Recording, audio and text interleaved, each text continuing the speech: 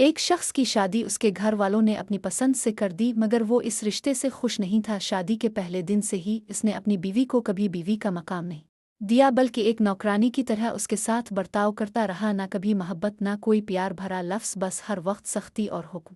مگر اس کی بیوی بے حد صابر تھی، وہ ہر بات خاموشی سے مان لیتی، ہر تکلیف برداشت کرتی اور دل ہی دل میں اپنے شوہر کی خوشی کے لیے دعا کرتی رہتی۔ لیکن اس کا شوہر معمولی سی غلطی پر بھی اسے مارنے پیٹنے سے باز نہ آتا۔ ایک دن اس ظالم نے سوچا کہ کیوں نہ ہمیشہ کے لیے اس سے جان چھڑا لی جائے۔ وہ اپنے دوستوں کے پاس گیا اور آخرکار فیصلہ کیا کہ مٹھائی میں زہر ملا کر اسے دے دیا جائے۔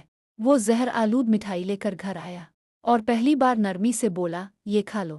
بیوی حیران بھی ہوئی اور خوش بھی، مگر اسے اندازہ ہو چکا تھا کہ اس میں زہر ہے۔ اس نے 3 بار پوچھا، کھا لوں؟ اور ہر بار شوہر نے کہا، ہاں کھا لو۔ آخرکار اس نے اسے شوہر کا حکم سمجھ کر کھا لیا۔ کچھ ہی دیر بعد اس کی حالت بگڑنے لگی۔ شوہر کو خبر ملی تو وہ فوراً گھر پہنچا۔ بیوی زمین پر پڑی تھی، سانسیں ٹوٹ رہی تھی، مگر جیسے ہی شوہر قریب آیا، اس نے بڑی مشکل سے اس کے پاؤں پکڑے اور کہا، مجھے معاف کر دینا، میں آپ کے قابل نہ بن سکی، قصور میرا ہے۔ یہ الفاظ سن کر شوہر کا دل ٹوٹ گیا۔ اسی لمحے اس کی آنکھیں کھل گئیں۔ وہ فوراً اسے ہسپتال لے گیا اور اللہ کے کرم سے وہ بچ گئی۔